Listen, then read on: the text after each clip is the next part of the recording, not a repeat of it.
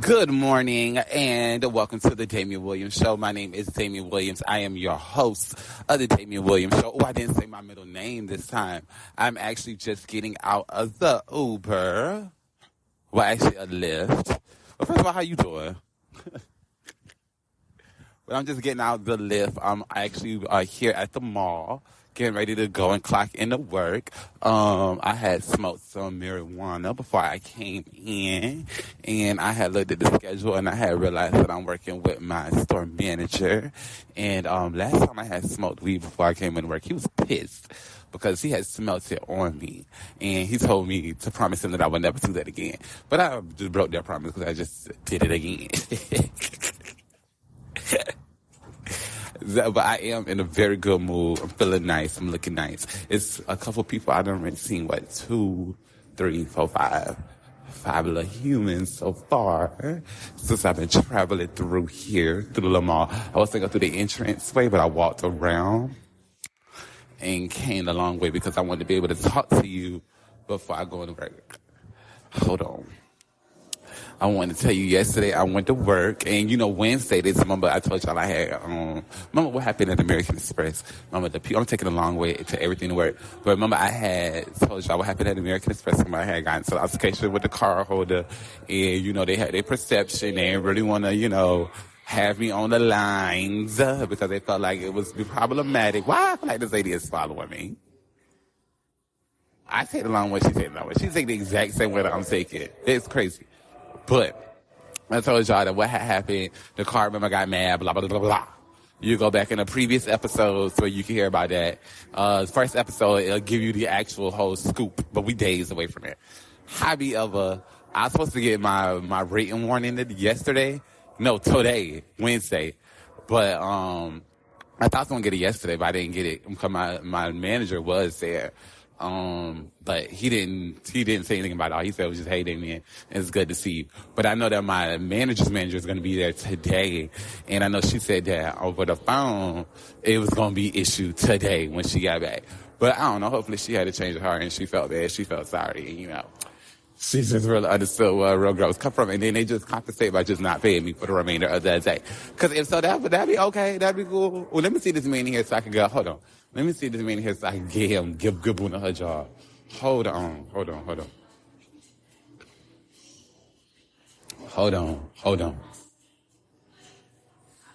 Yo, when you get a chance, come out the stove. Please and thank you. That's the manager that I'm finna give Boona a job. I knew he was gonna be there. Let me tell her to call. I need to tell her to call the stove so they can have their conversations and stuff like that. But what I was gonna say. Charlotte Russe got a sale. But, what I was gonna say, I love these little chess pieces that be in the middle of the mall. They're so cute. But, what I was gonna say was this. I wanted to continue the conversation. I said I was gonna tell you about how I found out about, I'm gonna tell you at the beginning what happened with my mom.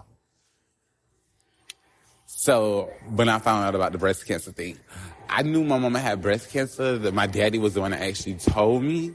And when my daddy, mind you, this is not going to be long because I do got to go to work. And I'm recording late, but I just wanted to, check in. The hobby of it. Because I got to go to work at 11 and it is 10:36. But my daddy had told me that my mama had breast cancer. Actually told me she had cancer. I don't think he said breast cancer. And when he told me, I was at his house. He was staying in Miami Gardens, and while we were staying in Miami Gardens, I was laying in the bed, and he came in and he told me, he said, "You need to call your mama." And I was like, "Why? What happened?" And he was like, "They said she got cancer." He ain't never say who they was. He just said they said. And when he told me that, I called my mama. I had asked her. She told me, she was like, "Yeah." I'm pretty sure they broke her down. And I'm gonna speed through this story, so you may have to slow this episode down. Cause this is a very traumatic shit. I really don't like talking about it. That's why I ain't never talk about it. Let me see how this man, hold on. Look. If you see me. Good morning. How you doing? Good. How are you? So, now we got that good morning out of the way. My daddy had told me. After my daddy had told me, something had happened. A couple days passed by, a couple weeks passed by. Something happened, and I just remember not wanting to be there in my daddy house, because my daddy would treat me like a little kid. Like, I can't go to the club, I can't do this, I can't do that. All I can do is go to work, and that's it. How you doing? And, blase. So, with that going on, I remember towards the end of me saying that my stepmama and my daddy was going to the store. And my stepmom had asked me, did I want something for her food stamps? Like, just don't want her to bring me back something. And I was like, I remember telling her no, like, I don't want nothing. And the reason I was telling her no, I don't want nothing was because I knew I was not going to be there by the time they came back. So I remember when they left to go to the store, I immediately closed it. I locked the door because I was supposed to do, like, what else is you supposed to do? I was like all of 22, 23 around this time. I had got up, grabbed all my stuff. Not even 22, 23. I was less than that. I was like 19, 20. I grabbed all my stuff and I had packed it all up. After I packed all my stuff up, I had went to the Greyhound station. And I remember blocking my stepmama number, blocking my daddy number, not talking to them. And I remember being on the bus, and I remember my stepmama blowing my fucking phone up on the block caller. And she texted me, and she was like, you son of a bitch, you nasty motherfucker, blah, blah, blah, blah, blah, blah, blah. And she was pissed, because I had left. And not only was she mad with her, my daddy said, hey, Kayla, how you doing? Good. What you got you some snacks? So I make it to Atlanta on the Greyhound. While I was on the Greyhound, I was talking to my friend, my best friend, Shanice. And we was on the phone. Shanice stayed on the phone with me the whole way to Georgia. Like, when I say the whole way to Georgia, me, she was on the phone the whole time. Like, even through, like, the signals going in and out on the Greyhound, we were still on the phone. She would still be like, okay. Even when she was like, okay, I'm finna take it out because, this is a lot. I'm finna call you right back. She hung up, called right back. Yeah, I give her that. So I make it to Georgia, and I get there. And I was dating this boy named Anthony at the time. And I remember telling Anthony that I was moving to Georgia and I was going to leave to go to Georgia, blah, blah, blah, blah. And by the time it was snowing in Georgia. Why the fuck did I get all the way to Georgia, go stay at Anthony's best friend's house? I don't know how, I don't remember how it happened, but I remember staying at that boy's best friend's house and everything.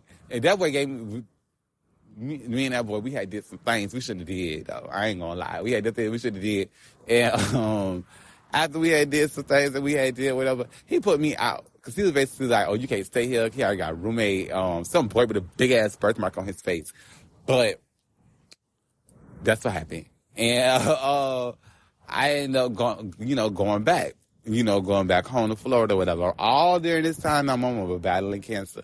And I'm up here trying to find my way, trying to, figure out who the fuck I am, whatever. My mama was staying in Florida. Made that long story short, towards the end of the ride, I was still staying in Atlanta.